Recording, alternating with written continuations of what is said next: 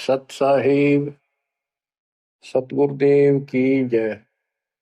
बंदी छोड़ कबीर साहिब जी की जय। बंदी छोड़ गरीबदास जी महाराज जी की जय। स्वामी राम देवानंद जी गुरु महाराज जी की जय हो।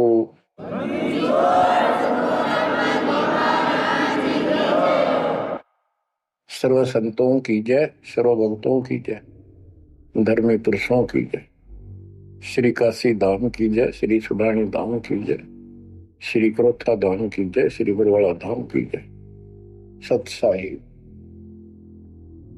गरीब नमो नमो सत पुरुष को नमस्कार गो की नहीं। सुर नर मुनि जन साधु संतों सर्वस दीन। सतगुरु साहिब संत सब दंडोतम प्रणाम। आगे पीछे मद हुए तिनको कुर्बान। बच्चों,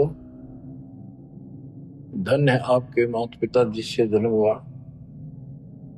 धन्य है आपके पिछले जन्मों की भक्ति और संयम। उसी के परिणाम स्वरूप आज आप परमात्मा की शरण में आए हो। लखवर सूरा जूझ ही लखवर सामत दे, लखवर ती जहान में तो सतगुरु से मांगे। भावार्थ है कि आप इतने अच्छे धर्म कर्म वाले व्यक्ति रहे हो, लेकिन मोक्ष नहीं मिला। मोक्ष न मिलने का कारण परमात्मा पे अविश्वास रहा। जिस भी धर्म में जब जाति के अंदर हम जन्मे, हम उन्हीं क्रियाओं को उत्तम मानते रहे। परमात्मा के ज्ञान से प्रेरित होकर कुछ दिन भक्ति जरूर की, लेकिन एक से अनेक अधिक नहीं थे हम, फिर हम रह जाते थे। लेकिन ये परमात्मा हमारे पिता हैं कबीर साहब, हमारे सच्चे साक्षी हैं, हमारे एकमात्र हितैषी हैं इन काल के 21 ब्रह्मांड रूपी नरक में। बच्चों, कबीर साहब कहते हैं झूठे सुख को सुख कहे ये मान रहा मनमोद, ये सकल कभी ना काल का कुछ मुख में कुछ क्रोध। हम इस झूठे सुख को सुख मान रहे हैं। थोड़ा सा धन हो गया, कार कोठी होगी, बेटा बेटी होगी, और फिर सारा दिन बकवादों से अतिरिक्त कुछ नहीं सोचता। धन जोड़ लो, हेरा फेरी कर लो, और अधिक पैसा हो जाता है, राजनीति में आ जाऊं, यानी मई माँ की भूख बनी रहती है। और ये हमारे जन्म मरण का मुख्य कारण है।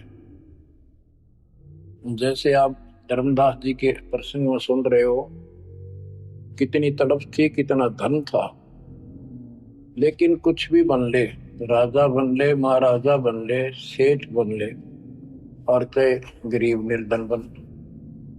अब निर्धन को तो वैसे संतुष्टि नहीं हो चाहता, धन चाहिए। धन है तो सुख है। जिसका संतान नहीं है वो चाहता संतान है तो सुख है। कोई सेठ धनवाला सोचता है कि मुझे कोई सुख नहीं। सुख तो इन राज्य महाराजों को होता है। राज्य महाराजों को सपने में भी सुख नहीं होता। बच्चों, यह बात जिस दिन आपके हृदय में बैठ जाएगी कि ये सुख है ही नहीं, रात को भी नींद नहीं आती इन राजाओं को, नेताओं। लेकिन कुछ दिन कमांड चलती है इनकी, इसी में फूले रहते हैं। फिर ये भी सोचते हैं कि स्वर्ग में सुख होगा। स्वर्ग के राजा इंद्र, वो भी महादुखी, 24 घंटे टेंशन रहती है, कोई तप करके और तेरे राज ने छीन ना ली। स्वर्ग का राजा नीचे यज्ञ करके या तप करके बनता है, और उसमें एक शर्त होती है कि तेरे शासन के दौरान, तेरे शासन काल में यदि कोई पृथ्वी पे ऐसा तप कर लेगा जो खंड ना हो, कुछ समय निर्धारित है, और 100 अश्वमेध यज्ञ निर्बाध कर गया तो तेरी पदवी को छीन लिया जाएगा, उसको ये पद दिया जाएगा। तो बच्चों, उस राज को बनाए रखने के लिए इंद्र कति हद भी पार कर देता है, अति कर देता है, इज्जत बेइज्जती का सवाल भी नहीं रहता। एक प्रसंग आता है, मार्कंडे गोसाई तपस्या कर रहे थे बंगाल की खाड़ी में। इंद्र को पता चला कि एक साधक मार्कंडे बहुत जबरदस्त तप कर रहा है और कुछ दिनों में उसका तप संपूर्ण होने वाला है और तेरी गद्दी जाएगी। उसने अपने देवता गुप्त रूप में गुप्तचर छोड़े होते हैं। इंद्र ने अपनी पत्नी भेजी उसका धर्म खंड करने के लिए। कति अंत हो जाता है आदमी जब अपनी पत्नी को परपुरुष के पास भेजता है, यह कति गिरावट की अंत आ जाता है। इतना जलील होना पड़ता है इस राज्य को बनाए रखने में, और वो भी हार जाती है। फिर इंद्र जाता है। ये लंबी कथा है, फिर कभी बताएंगे। मार्कंडे ऋषि इंद्र की पदवी को टारगेट करके तप नहीं कर रहा था। ये ऋषि क्या करते रहते हैं, ओम नाम का जाप करते हैं और तप करते हैं। तब तो इन्होंने ब्रह्मा जी से लिया। ब्रह्मा जी कमल के फूल पर बैठे थे। जब वो होश में आए, कमल जल पे होता कमल का फूल, सब जगह जल ही जल था। आकाशवाणी हुई कि तप करो। यह आकाशवाणी उसने भगवान की मानी। 1000 वर्ष तप किया। फिर आकाशवाणी हुई सृष्टि रचो, यानी जीव उत्पत्ति करो। तो कहने का भाव ये है बच्चों, फिर बाद में इनको वेद मिले, ब्रह्मा ने वेद पढ़े। ये सारे ब्राह्मण ब्रह्मा की संतान है। इनका सबका गुरु ब्रह्मा जी है। ब्रह्मा जी ने इनको बताया ओम नाम का जाप वेद में लिखा है। बच्चों, ब्रह्मा जी ने वेदों को पढ़ा। उसमें यजुर्वेद अध्याय 40 मंत्र 15 में ओम नाम है। चारों वेदों में कहीं और दूसरा नाम नहीं, ना दोबारा ओम नाम का जिक्र है। तो इन्होंने ओम नाम तो वेदों से ले लिया और तब आकाशवाणी मान ली भगवान की ब्रह्मा जी ने। तो ऋषियों ने उसी आधार पर साधना की। मार्कंडे भी वही डले हो रहा था। उसको इतना जरूर पता था कि इंद्र का राज एक आने का नहीं, ओम के जाप से ब्रह्मलोक प्राप्ति होती है। तो वो ओम नाम का जाप करता था, उधर से वो तप भी करता था। ओम नाम के जाप से ब्रह्म लोक प्राप्त होता है। गीता अध्याय 8 श्लोक 13 में गीता बोलने वाला प्रभु कहता है, ओम इति एक अक्षरम ब्रह्म विवहारं माम अनुस्मरण ये पर्याति पदम देहम स याति परमाम गतिम। मुझ ब्रह्म का केवल एक ओम नाम है, जो इसका अंतिम सांस तक भक्ति करते हुए शरीर छोड़ के जाता है, वो ओम नाम से मिलने वाली परम गति यानी ब्रह्मलोक को प्राप्त होता है। ब्रह्मलोक प्राप्त होता है, ये कहाँ प्रमाण है? श्री देवी महापुराण। श्री देवी जी दुर्गा जी राजा हिमालय को बताती है। राजा हिमालय कहता है जी मुझे मोक्ष मार्ग बताओ। वो देवी का परम भगत था। देवी ने राजा हिमालय को बताया कि ओम नाम का जाप कर, इससे ब्रह्म की प्राप्ति होगी। दिव्य आकाश रूपी ब्रह्म लोक में रहता है। इति सिद्धम, ओम नाम के जाप से ब्रह्म लोक प्राप्ति है। गीता अध्याय 8 श्लोक 16 में लिखा है कि ब्रह्म लोक में गए साधक भी पुनरावृत्ति के अंदर है, दोबारा जन्म मृत्यु में आते हैं। अब जो साधना कर रहा है उसको कति उत्तम मान के कर रहा है, ना तो करे को नहीं, इच्छा ही नहीं बना उसकी। बताओ, इनको ये नहीं बता तुम कर के रहे हो, इसका प्रतिफल क्या हो। एक कथा सुनाऊं, छोटा सा चुटकुला, सच्चाई है, चुटकुला नहीं, उदाहरण। दास के पास एक बहन अपनी दूसरी बहन को लेके आई। उसका पति शराब पिया करता और रोज पीटे, झगड़ा रखे। तो जो लेके आई थी उसका पति भी इतना नालायक था। परमात्मा ने दया करी, वो सुधर गया और तगड़ी भक्ति करने लग गया, खूब सुधर गया। चर्चा होगी गांव में। तो वो बहन बोली जी मैं तो अपनी बहन को देख कर आई हूँ, इसके तो सारे सुख हो गए। मैं बेटी आपके भी होंगे, आपको ये हमारी मर्यादा का पालन करना पड़ेगा। वह बोली जी मैं ये व्रत ना छोड़ दूं, 16 शुक्रवार के व्रत करती हूँ। 16 शुक्रवार के व्रत करने हैं, वो तो 5-6 हुए हैं मेरे। मैं बोला हमारा नाम लेना बेटी वो सब त्यागने पड़ेंगे। ये व्रत रखती किस उद्देश्य से है, क्या लाभ होगा आपको फिर। तो वो बहन बोली जी बताई थी किसी ने, अब तेरा पति शराब छोड़ देगा। मैं बोला पहले 16 शुक्रवार व्रत के प्रतिफल बताऊं के उसे, इसका लाभ क्या है। ये आन उपासना ये डले ढोने वाले क्या बताते हैं कि एक बहन का पति परदेश में गया था और वो 2-3-4 साल तक आया नहीं। उसने किसी ज्योतिषियों से दिखाया, पत्रे हाथ दिखाए, किसी ने बता दिया कि तेरा पति तुझे भूल चुका है, तेरी याद नहीं रही। माता संतोषी के व्रत रख 16, तेरा पति वापस आ जाएगा। उसने व्रत रखने शुरू किए, शुक्रवार के 16वें दिन, 16वें व्रत वाले दिन वापस आ गया। ये है इसका फल। और मैं बोला तेरा पति रोज आवे रोज कूटे, गड्ढेगी तू इस बता के, फूकेगी बर्तन, बुद्धि कान रखेगी तुम्हारी। तंती रखना नहीं चाहिए, 2-4 दिन ना हो तो बढ़िया, पिटाई देना हुआ। कहने का भाव यह बच्चों, इन गुरुआ गांव बिगाड़े संतो गुरुआ गांव बिगाड़े, ऐसे कर्म जीव का लागिए कीव जड़े नहीं जाड़े। तो मार्कंडे ऋषि इंद्र से कहता है, इंद्र तू इंद्र की पदवी छोड़ दे, अगले जन्म में गधा बनेगा। इंद्र कहता जी फेर की फेर देखी जाएगी, तो मौज करने दो।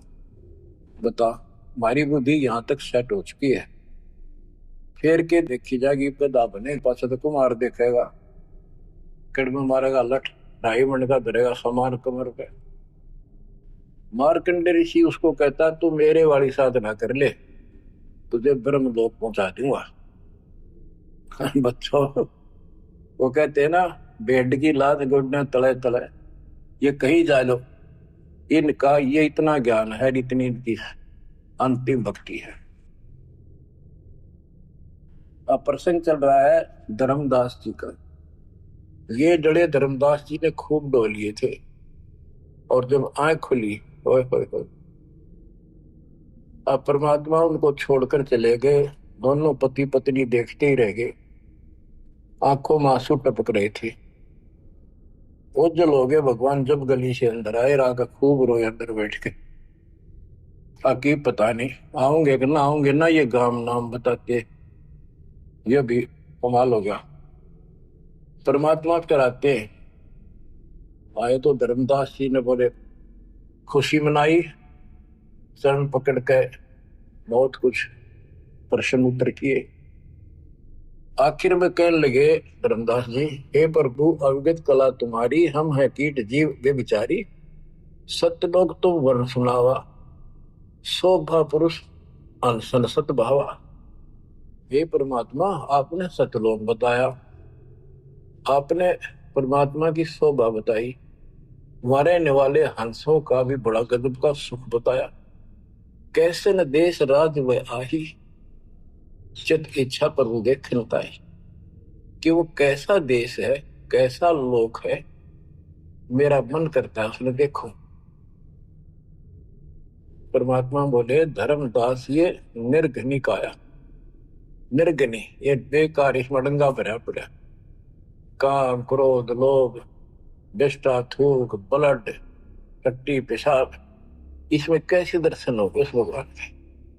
मैं जो बताता हूं तू ऐसे भक्ति शुरू कर दे, और जब शरीर छोड़ के जाएगा तो आपको परमात्मा के दर्शन हो जाएंगे। वहां सतलोक भी देखिए, वहां सारे अपने बहन भाइयों में खुशी कर ना।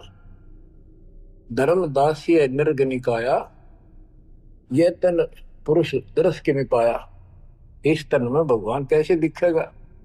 तन ठीक का जब पूरा हो भाई, सतलोक तो देखो जाए। जब ये तेरा शरीर का समय पूरा हो जाएगा जीवन, फिर इसको छोड़ के सतलोक देख लिए जाके। धर्मदास के चरण होरा, हे प्रभु दर्शा मिटाहो मोरा। शरण टेक प्रभु विनवे तो ही, पुरुष दर्श बिन कल नहीं मोही। दोनों चरण पकड़ के धर्मदास ने बोला, ये भगवान एक में दिखा दो, मेरी यह भगवान के दर्शन की प्यास मिटा दो, उसके दर्शन बिना मुझे एक पल भी चैन नहीं होगी। परमात्मा बोले, भाई मैं ही हूं प्रभु, सारी सृष्टि का मालिक मैं हूं, मैं आपका गुरु हूं। दीक्षा दी धर्मदास जी को फिर, मैं आपका गुरु हूं, मैं आपका भगवान हूं, मैं सत्पुरुष हूं और मेरा ही नाम कबीर है। लेकिन उसके आवाज समझ में नहीं आई और बार बार यही कहने लगा, भगवान के दर्शन करा दे, भगवान के दर्शन करा दो, जब मेरी आत्मा मानेगी। बच्चों विचार करो, पहले हम किसी की भी भक्ति शुरू कर दी, राम की, कृष्ण की, शंकर भगवान की, विष्णु भगवान की, किसी की भी, और सब स्वर्ग बताया करते। कदे इस मन भाई का अगला स्वर्ग दिखाओ, हमने जब मानूंगा। पर जब ठीक ठिकाना आता है, ये मन अड़ियल घोड़े की तरह अड़का खड़ा हो जाता है। तीसरे केवल बकवाद करवानी, अच्छे राह पर लगते समय सौ बाधा पैदा करता है। ये मन अड़ रहा था। गुप्त भय प्रभु अविगत ताता, धर्मदास मुख आवन बाता। जब इतनी जिद करी, परमात्मा अंतर ध्यान हो गया और धर्मदास वो खोले रह गया, ना हाँ करे ना बोले, या के बनी क्या कहने लगा, मैं मतिहीन कोमती मोहि लागा, मोहि समकोल है जग में बागा, मैं मूर्ख प्रतीत न कीना, अस साहिब के मैं नहीं चीने। अब कौन विधि दर्शन पाऊं, दर्शन बिना मैं प्राण गवाऊं। चरणों दक बिन करुण अग्रासा, तदों शरीर कह धर्मदासा। अब क्या कहता है, मैं बड़ा निकम्मा, मैं दुष्ट आत्मा, मतिहीन, कितना मुंह ला लिया भगवान ने मेरे को, और देख मैं कितनी जिद कर गया, मेरे जैसा निर्भाग धरती पर नहीं। मैं मूर्ख, मैंने भगवान पर विश्वास नहीं किया। फिर वो बुरी तरह, इस मन की यह गंदी आदत है। अब कौन विधि दर्शन पाऊं, दर्शन बिना मैं प्राण गवाऊं।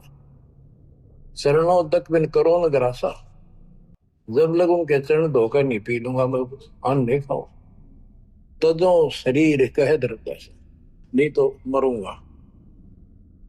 दिवस सात लग अन्न न खावा, भजन अखंड नाम लो लाओ। जो नाम दिया था उसमें डट कर भक्ति करता रहा, ना कुछ खाया ना पिया। सातवें दिन पर वो प्रगट दिखाए, धर्मदास पद गए उकलाए। सातवें दिन परमात्मा आए, धर्मदास ने पैर तरफते हुए बड़े बड़े ने पैर पकड़ लिए। दृढ़ श्वासा निपट अधीरा, बड़े चरणन में अक्षीण शरीरा। शरीर बहुत कमजोर हो गया था। धरती में पड़े पड़े न सरक के वाले के चरण पकड़ लिए। कर गए साहिब तही उठावा, शीश हाथ दे अंक मिला।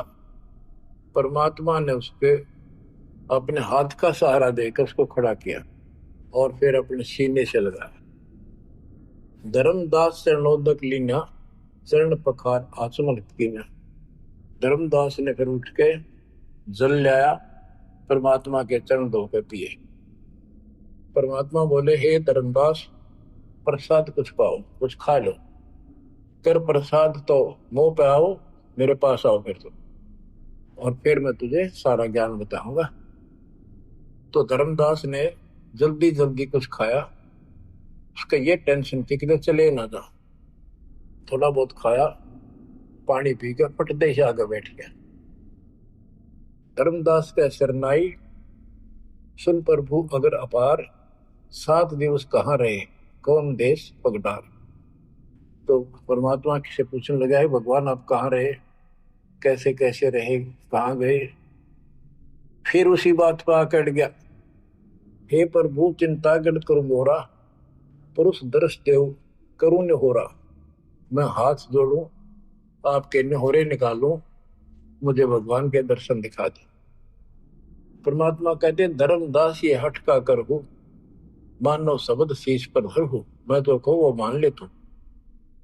हमरे गहे पुरुष पे जय है, बिना गहे वो हजार न पे। अब मेरे नाम को तो ठीक से जप, मैं मिल गया गुरु के बिना उस भगवान की प्राप्ति नहीं हो सकती। हमसो पुरुष ऐसा आही, जल तरंग जल अंतर नाही। कि भगवान मेरे मेरे में इतना अंतर समझ ले, इतना भी अंतर नहीं है। जैसे समुद्र से लहरें उठती है, लहर और जल अलग नहीं होता। बच्चों, धर्मदास जी को खूब समझाने की चेष्टा की कि हमरी सूरत गहो चितलाई, तभी पुरुष पथ दर्शन पाई। मेरे को भगवान रूप समझो, तब मालिक की प्राप्ति होगी। से हृदय प्रतीत असाने, गुरु और पुरुष भिन्न नहीं जाने। गुरु और परमात्मा को अलग नहीं समझा है, तो शिष्य में ऐसी श्रद्धा होनी चाहिए। जब लो चित असरीति ने आवे, जब लग ऐसा भाव नहीं होगा, तब लग जीव लोक नहीं सतावे। धर्मदास चित बहु सकाने, चरण टेक वो विनती ठाने। सारा कुछ कह लिया भगवान ने, पर उसने अपनी बात को ऊपर रखा। परमात्मा भी चाहते थे कि मैं एक अपना आई विटनेस तैयार करूं। हे प्रभु, सत कहो तो पाही, तुम ते कुछ तुझताई नहीं। मोरे तुम पुरुष हो स्वामी, यम ते छुड़ाओ अंतर्यामी। हो प्रभु, वर्णव लोक की शोभा, ताते आदि मोर मन लोभा। आपने इतना सुंदर लोक बताया, वहां के इतने सुख बताए, तो इसलिए मैं देखना चाहता। तब लीला बहुत हम देखा, आपके चमत्कार मैंने बहुत देख ली। पुरुष दर्श बिन रह ये रेखा, भगवान के दर्शन नहीं कर लूंगा, इतना मेरे मन का दोष निकले नहीं। जो किंकर पर हो दयाला, तो छिन में होएगा पुरसाला। कि मेरे दिल का कांटा जब निकलेगा, जब आप यह दया कर दोगे। तब परमात्मा ने कहा, धर्मदास ठीक है, चलो। बच्चों, उस समय परमात्मा कबीर जी और धर्मदास अकेले उसके एक बगीची सी थी, उसमें थे, दोनों ही जने थे। धर्मदास जी की आत्मा को लेके परमात्मा ऊपर चले गए। पीछे से लोगों ने देखा, घर वालों ने जाके देखा, धर्मदास आया नहीं, क्या हो गया। वो बेहोश पड़ा, जैसे कोमा में होता, मरा नहीं। 3 दिन तक ऐसा रहा। मालिक को ऊपर लेके गया। धर्मनी जो ऐसो चितके ना, तन तद चल लोक प्रवीणा। छोड़ी शरीर को, चल मेरे साथ। राखो तन गौर ले हंसा, ता पहुंचे जा काल ही संसा। क्षण एक में पहुंचे जाई, अवगत लीला लखे को पाए। शोभा लोक देख सुख माना, उदित असंख्य शशि और भाना। इतना प्रकाश उस लोक का, जैसे असंख्य सूर्य और चांद उदय हो गए हो। परमात्मा कबीर जी जिंदा बाबा के रूप में थे। जब सतलोक में पहुंचे और जब उस परमात्मा के महल के सामने सतलोक में संतरी खड़ा था, परमात्मा बोले, भाइयों, मृतलोक से एक हंस आए हैं, धर्मदास इनका नाम है, और इनको वह परमात्मा के दर्शन कराओ सतपुरुष के। द्वारपाल ने एक और भगत को बुलाया और कहा, इनको सतपुरुष के दर्शन करा के लाओ, महल में ले जाओ, दरबार में। जब वो लेके चला धर्मदास जी को, बहुत से भगत और आगे हंस हंसनी, यानी जैसे यहाँ भगत कहते हैं वहां हंस कहते हैं, भगतमती कहते हैं, वहां हंसनी कहते हैं। हंस का अर्थ है, हंस एक पक्षी है जो बुगले जैसा होता है, तति सेम टू सेम। लेकिन उसका गुण ये होता है, वो मांस मच्छी नहीं खाता, भूखा मर जाएगा, केवल मोती खाता है। अर्थात संत भगत वो होता है जो सब बकवाद छोड़ दे, केवल राम नाम के मोती सेवा सुमन दान करे, उनको हंस कहते हैं। तो काफी हंस इकट्ठे होकर आगे भगत और हंसनी भगतमती। बच्चों, जैसे दास बताता रहता है जो बच्चे स्कूल में सुख लेना चाहते हैं और वहां बकवादों में लगे रहते हैं वो सदा दुखी होते हैं। अपनी पढ़ाई पूरी करके बढ़िया नौकरी मिल जाए फिर नाचो गाओ, वहां सुख लो सारा। नाचने गाने का मतलब यहाँ पृथ्वी लोक पर रहना नहीं। भाव ये है कि जब आप सतलोक चले जाओ तो वहां मौज करियो सारी है। यहाँ काहे का नाचना और कित का गाना, एक पलक में पता नहीं क्या हो जाए। तो जैसे सतलोक में दूसरे धर्म वाले कई कहते हैं, तो सतलोक की महिमा बताते हैं कि सतलोक में प्रकाश ही प्रकाश है, वहां और कुछ है ही नहीं। वो आत्मा उसमें ऐसे मिल जाती है जैसे बूंद समुद्र में। ये पूरा राधा स्वामी पंथ, सच्चा सौदा वाले, सरसाले, देव गुरुदेव वाले और भी सब इस यह रटला रहे, वहां कुछ नहीं है। और आंखों देखा धर्मदास क्या बताता है, वाणी पढ़ता हूँ, ये वैसे लिखी हुई है पुराने समय की, शुद्ध नहीं है इतनी, लेकिन अर्थ गजब का है इसका। कहते हैं, जित देखा जगमग झलका ही, देखत हर्षित भय ही भाई। धर्मदास ने जहां देखा इतनी सुंदरता प्रकाश में गजब का नूर चमक, देख देख खुश हो रहा है। द्वारपाल हंस जो रहिया, ता में एक हंस से कहिया, ए हंस तुम जाओ लिवाई, पुरुष दर्श दे आनो भाई। इसको धर्मदास को ले जाओ, परमात्मा के दर्शन करा के वापस यहीं ले आना। चले लिवाए पुरुष पे जहां, अचानक हंस वो आए तब ही। वहां बहुत से अचानक और हंस आगे वक्त, करत कोलाहल मंगल चारा, शोभा अद्भुत अंग अपारा। ओहो, उनके जो वहां पर भगत आए और भगतनी आई, इतने गजब के सुंदर शरीर देखते ही बने। उनके गले में रत्नों की माला और जगमग दे, बहुत गजब का, बहुत सुंदर कपड़े पहन रखे, अमर चीर शोभा धर्माए। अनसन भाल शोभा के वर्णो, धर्मदास कहता है कि उन हंसों के माथे की शोभा क्या बताऊं, बहुत गजब की। रवि करतारों षोडश चंद्र भाल छिवि लहू, यानी 16 चंद्रमा का प्रकाश हो उनके माथे की, इतनी चमक थी, इतना नूर था। हंस कांति प्रतिरोम प्रकाशा, हीरा मणि उदित रोबासा। उनके शरीर की इतनी गजब की शोभा थी, प्रत्येक की रोम रोम की जैसे हीरा मोती चमक रहे हैं। उनके शरीर का प्रकाश षोडश रवि, अनसन छवि मोहा, देह प्राण शुभ अमृत शोभा। उनके शरीर की शोभा 16 सूर्यों के प्रकाश जितनी थी। अब वहां भगवान के दरबार में पहुंच जाते हैं वो लेकर के, सिंहासन छवि देखत मनमोहा। ओहो, सुरती हंस अग्रानी अगाने, सत्य पुरुष सकल देखत अरसाने। वहां लेकर गए नाचते गाते हुए।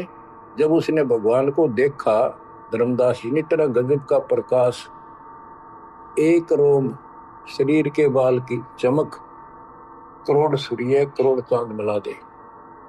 एक रोम रवि शशि कोटि सा, एक रोम की शोभा करोड़ सूर्य और चंद्रमा जैसी। पुरुष प्रकाश सतलोक अंजोरा, ताने पहुंचे निरंजन चोरा। कि उस सतलोक का इतना सुंदर प्रकाश है, वहां ऐसी व्यवस्था है कि वहां ये काल निरंजन, ये चोर नहीं जा सकता, यानी इसका वहां भय नहीं है। अब सुनो, 4-5 पंक्तियों में कमाल कर दिया। पुरुष कबीर देखा एक भाई, धर्मदास पुन रहे लग जाई।